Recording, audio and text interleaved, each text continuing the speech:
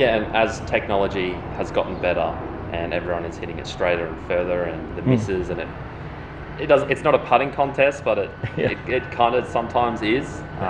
It's a performance contest. Performance contest, but we see an event at TPC Craig Ranch last week where 27 under won and 20 under was not even in the top 10. That's when you kind of think, okay, everyone's at a really, really good level that, we need to be on top of these stuff. Welcome back to the channel, guys. Kerrod Gray here on the range today with Brady Watt, former world #1 amateur in the world and touring professional. Brady's going to share some of his key insights, which has elevated his game over the years and got him to the level that he is at now. Brady, thanks for coming along, mate. Thanks, Kerrod. You guys don't want to miss out on this one. Stay tuned.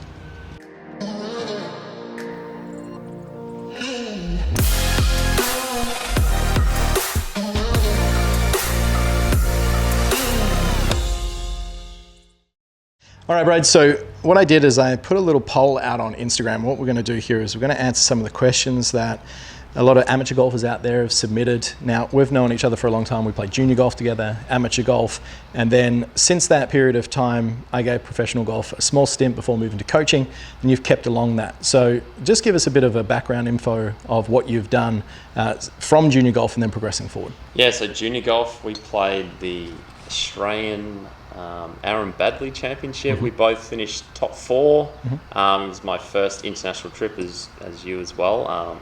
Went to China together, played the Chinese amateur, and that was it was such a, dip your foot in the water kind of, okay, this is what it's about. You're playing against the best players in the world at the same age group. I think Benny Campbell won the event. He's on the Asian Tour now. Asian Tour. He's playing the 150th, the Open.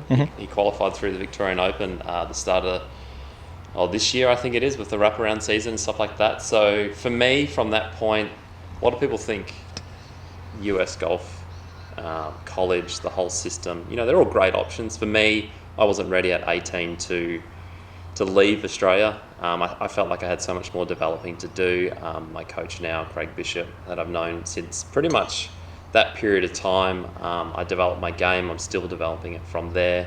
I progressed to a level at 22, 23 in 2013 where I was the #1 amateur in Australia, and I got to a point where I was #1 amateur in the world, and that kind of gave me the invitation to play all the biggest amateur events in the world. I lost in the semi-final of the US Am. I think I won 10 amateur events that year. Which I didn't really think of at the time. I think someone told me, and I kind of went through all of them, and I held 10 at the time. And a lot of people talk about devisors now, trying to keep their divisor low so their ranking's quite high. For me, I want as much exposure to big events, test myself against the best players in the world, because when you do turn pro, you don't sometimes have that luxury of playing as many events as you did as an amateur, because you don't have a tour card. You're either playing off invites.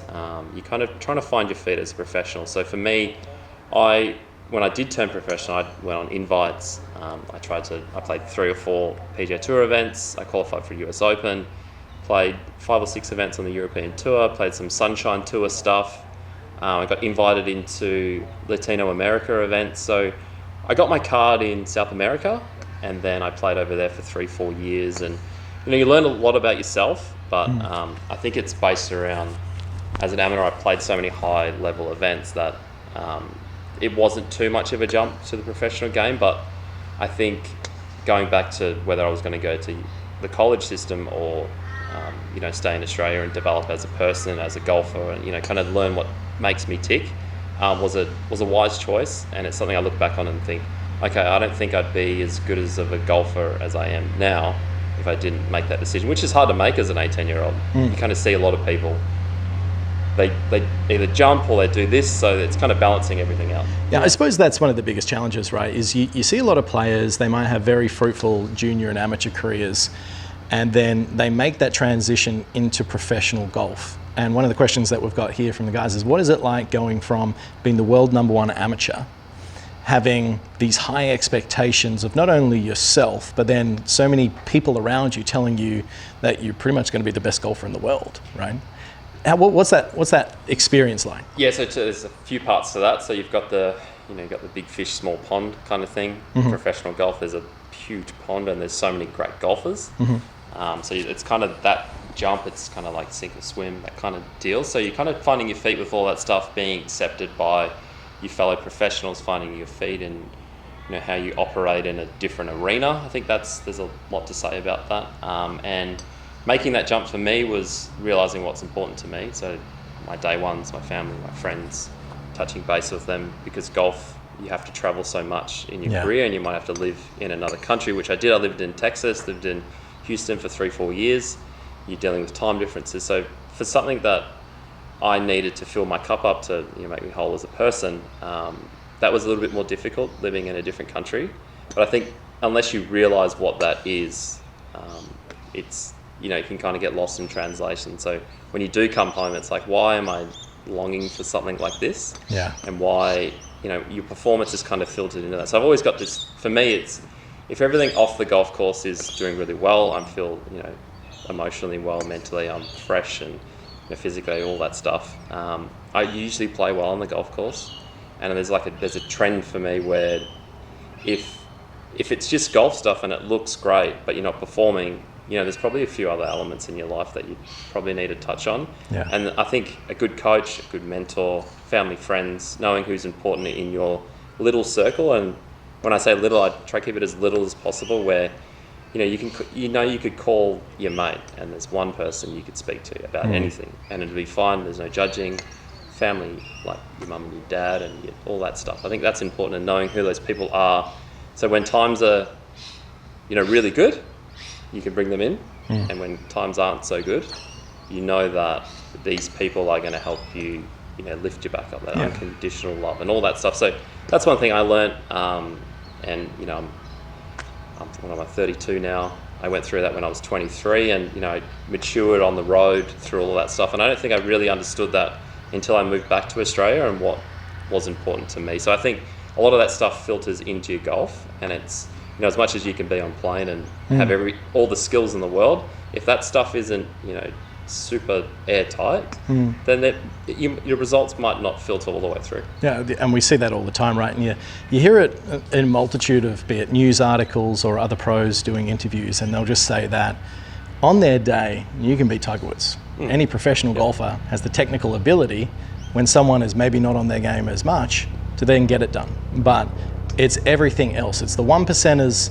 that add up to be pretty much the whole game, when everyone can hit the golf ball as well as each other. Yeah, and as technology has gotten better and everyone is hitting it straighter and further, and the misses, and it's not a putting contest, but it kind of sometimes is. It's a performance contest. But we see an event at TPC Craig Ranch last week where 27 under won and 20 under was not even in the top 10. That's when you kind of think, okay, everyone's at a really, really good level that, we need to be on top of these stuff. Start coaching. Mate, I take my hat off to you. I tried it for a couple of years, and I wasn't, I don't think I was emotionally and mentally equipped to hack it out like you've done over the years. So what are some big key takeaways that you feel like maybe players, and this is one of the questions that I got, that are moving from the amateur, they're considering turning professional, maybe they undervalue the importance of? I think one thing I've noticed lately is how many great amateurs are coming through, and they're actually playing in more professional golf events. So for us, it was, if you played the WA Open or event like that was a big deal. But these guys are playing, guys and girls, they're playing 10 to 15 events more than we were back in the day. So do you think it's a benefit for amateur golfers to play in the professional events? Yeah, I think it's the way it's geared in Australia at the moment. There's still so many high-level amateur events, but they can play so many professional events on invites, whether it's through Golf Australia or the PGA of Australia, that they're getting exposed to what it is without being on your own bill in a way. So for me, I show up, it costs X amount, and that's all on my tab. And if you've got a sponsor or anything like that, that kind of subsidised. So you think of an elite amateur, he's generally under an association. So I was Golf WA and Golf Australia for a point in time, and there's no financial pressure. So as an adult, you don't really understand that as much as a junior. Yeah. So junior, it's like, oh, mum and dad pay for everything, Exactly. and like the never-ending piggy bank. Yeah, like we rock up we play junior events together, and you just think, oh, this is great. We're down south for a long weekend, and it's when you do it as an adult, you think, wow, that actually costs a lot of money. Like Yeah, just to say here and there. And the report came out, it's like $100,000 a minimum a year to play on a tour. yeah, I think it's like this tour, you could probably do it a little bit cheaper in Australia. But I mean, I've a few friends that played Corn Ferry Tour and they got their PGA Tour card. They're breaking even, which makes you think like these guys are making 100 plus US plus expenses, getting their PGA Tour card, and they need to find money to play the PGA Tour. So I don't know how you're going to beat Rory McIlroy or Justin Thomas without a sponsor or all these other things that you know, as a junior or as an amateur, you don't really think about. And I think the quicker you can get your head switched around what it actually looks like, the whole picture, because some weeks are a circus. The US Open I played was, I mean, at Pinehurst was crazy. Yeah. Like the amount of people around, all this, there's so much noise, and like for a game that's so quiet, there's so much extra noise that you need to quieten throughout the week. So Mental noise. It's simple, like, but you get on a range at a major, it's chaos. You got to book in where you get your spot to hit, and then someone's bringing you water. What balls do you want to hit? Your caddies around here. There's people moving everywhere. So there's a lot of stuff that, you know, if you're not sure about yourself or you know what you're doing, for a game that's so quiet, it can be quite distracting. Yeah. So I've got a question that intrigues me, right? From a personal fulfillment level, the reason I stopped playing golf is because I wasn't fulfilled, and I felt like that if I asked myself the question, and I was being brutally honest with myself, could I see myself doing this for the next 10, 15 years? The answer was no, right? Now, you love playing golf. You are much more of a competitor at heart from the length of time that I've known you and the way that I see you conduct yourself on course than I ever felt that I was. So our association and what we consider to be fulfillment is quite different. But from where you're at, from going former world #1 amateur, playing PGA Tour events and major championships, now how do you feel and where do you derive that drive from then to continue? And what does the next 5 years look like to take you from where you are to achieve those goals? Yeah, so big thing for me was when I moved back in 2017, I had 2018 off. I didn't have a tour card in Australia. I missed Q School. I had a year off. I just enjoyed being a normal, relatively 9-to-5 person and living life again. And then I got my card back in 2019. I kept my card, blah, blah, blah. Then 2020 happened, and then we've had 2 years of kind of getting back to where we were before. So for me, in lockdown, I live in Victoria, we had 300 plus days. It really makes you question what is important to you. Sure. And why you're actually doing the things you're doing. So for me, it's one, you've got to love golf. Like if you want to see this thing out and have the careers that people are doing, like you love golf and you want to be as good as you can be, or what it looks like and your long-term plan for it. It's not result driven, results are nice and money and all that stuff, and the satisfaction of winning and the respect of your peers and stuff like that. But for me, it's like I want to be as good as I can be, and I think if I've got that itch inside, and I do, and I love the game, I've just got to keep going. For me, the next 5 years is I'm going to give it a red hot tilt to get on a PGA Tour or a European Tour or a Japanese Tour or whatever happens with this Asian Tour. It's like if I want to keep going, that's the pathway I need to keep looking. And for me, I found that in lockdown.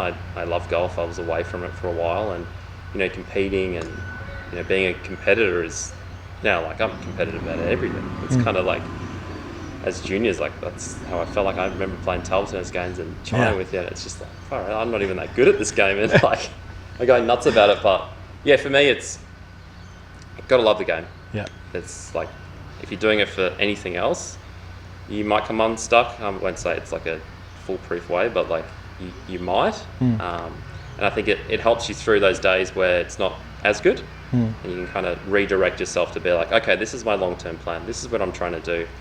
So 5 years for me, that's what I'm striving towards. If I give it my best shot and it's not enough, then I know in my heart that I gave it everything I could. Yeah. And I think a lot of people, if they don't have that love for the game, that's when they just look miserable out there. And I never want to be that person where it just looks like you're not having fun. Yeah. Like you look at me, like when I play, like I think... So casual. Yeah, I think if I was looking at myself, I'd be like, this guy's just having a good time. Yeah. And he's just trying to hit every shot he sees in his mind's eye. Yeah. And he goes to bed at night and he thinks, well, I wanted to hit driver, I wanted to go for that hole, I wanted to take this on, and I did that. And I either come out on top or I didn't. And that's something I'm trying to live by and just trying to gear my golf game around. So throughout this whole experience going from juniors to amateurs to the professional game, you can't do it all by yourself. You mentioned that you've got a very supportive team around you, right? Yep. Now, you've got your family, you've got your friends, but you've also had coaches, you've had psychologists, you've had mentors. Who are those people that have helped you the most? Yeah, so the people, like my day ones, my family, friends, mum, dad, best mates and stuff like that. And then my golf coach. I think getting lucky with a great golf coach is, it could just be luck. It's whether you're at a club and you meet someone, you gel with someone. So for me, I went through the state system and I saw every coach along the way. And there's one person that really gelled for me was Craig Bishop and his philosophy, who he is as a person. I've been seeing him for 10, 15 years now. It feels like longer. But it's kind of evolved into he's my mentor. He's someone who I call it. We chat about other things and, we had this long plan of what we need to do and what success looks for me on the golf course, but it's just something we're striving towards. And I wouldn't be the person I am or the golfer I am without Craig in my life. And it's the type of person where if you don't speak to for 3 months or 6 months, nothing changes. It's all the same. He just has the lens he sees things, it's so clear and simple. For someone like me, where I started off very feel orientated, for him to dumb it down in a way to kind of get through to me was important. And how I've progressed now, it's a little bit more technical. Me trying to explain stuff to people, it might come across like, what's this guy talking about? But for me, getting lucky with a good golf coach, and I definitely owe a lot to him for being in my life as a golfer and as a person. Yeah, it just comes down to compatibility and relationship building, right? And people gel with different coaches. And it's the rapport that you build and the comfort that that when push comes to shove. I think the job of a coach from a technical perspective is to outcoach themselves.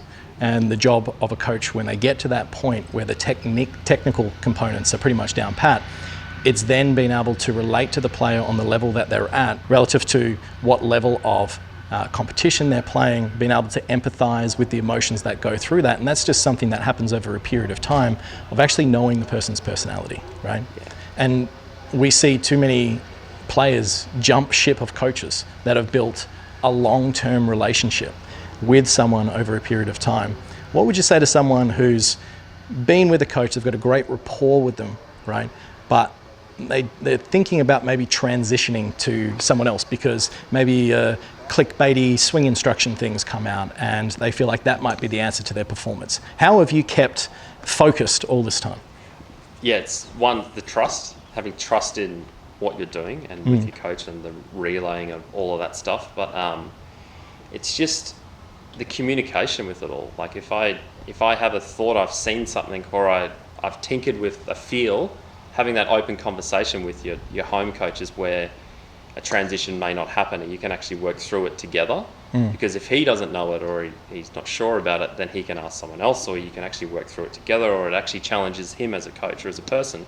So it's, why isn't this working, or why is this and that? And like the amount of times I've called Craig and I've been like, oh, I'm hitting it great, but I'm hitting it left here, and it's simple, like my club face is a little here, or at this position it's slightly here. It's having that open communication with your coach or anyone in life really that's where you can kind of get lost and jump ships and stuff. Like I'm not personally, I've never done that with golf coaches too much. Like saw the state coaches through the thing, but like Craig's someone that's I've stuck with. I trust him. If I'm unsure about something, I'll ask him point blank about it and we'll work through it. What I'm missing, what level of my understanding of where I'm at that. Because I think there's so many levels to what I think it is to he's done it for 20 plus years, and the amount of coaches he's seen and what he's continuing to learn is, deeper than what I am, because I'm relatively new compared to someone else, and he's obviously chasing someone else and everyone's chasing someone else. So I think having an open conversation with those people and having that option is something that it can stop you from swaying off or straying or stuff like that. Yeah. At the end of the day, it comes down to a relationship, and that takes time, that takes trust, and the net result is that then you feel like throughout you've got someone by your side that you can be totally open with. They know if you're a little bit down that day, and they'll treat you accordingly. That's all that stuff's relevant. It's not just as simple and as complicated as this golf thing can be. So many other things to it that a good coach picks up on, and some days it needs to be harder, some days it needs to be softer, some days it needs to look like this. It's not just one size fits all. I think a great coach knows that mold. Even if their theory is one size fits all, they know how to relay it to everyone else. Yeah, for sure. All right, mate, so just a couple of rapid fire in as short a time as possible. I want you to give some concise answers to these ones off the cuff. The first one is, where are tour pros better than elite amateurs? Is it in the short game, mentality? What else? Short game. Okay. Definitely short game. Yeah. Why would you say that? They read putts better, pace control's way better. They start putts on line, and their variety of shots they can hit around the green is just second to none. They rarely, if they're chipping over a bunker, they don't leave it in the bunker. It's on the green. They might hold the putt. They don't. It's always 3 or better. It's not 4 or 5 or 6. That's absolutely it. The next one, early extension. How do I get rid of it, and why would it be happening? Early extension. When the body, let's say, coming into impact, the whole body is lifting up. Generally see it when the shaft is getting a little bit too steep there. Anything to add to that? Well, I would go left hip. Get someone to look at your left hip. Your left hip might be a bit tight. Your whole pivot might be a bit here and off. Something you need to kind of address with what's going on with that. But yeah, it's something that's happened before that has caused that to happen, because exactly. You see a lot of good players that they're not up on their toe. Like JT is, but there's something else going on there that's made that happen. Correct. Time and place, cause and effect. What else have we got here? Why don't you think you're a top 50 player in the world just yet? That's a great question. Wow. Top 50 player. I haven't played enough events on bigger tours to have the opportunity to do that. But my skill set, my stats, what I'm working towards is at that level, and I've competed with players at that level, so that's what drives me to be better. Great answer. And the final question we got here, mindset when overthinking the golf swing on the course, something that most players struggle with, right? What's your answer to that? So I see batter's box. I played softball as a kid, and you're outside the batter's box. It's all your thoughts, feelings, everything, your plan. Once you step in, it's aim and shoot. Yeah. React. Yeah. That's it. Clear focus. You can only think one thing over the ball and be that simple with it. Yeah. Mate, absolute pleasure. Thanks for coming along. Cheers.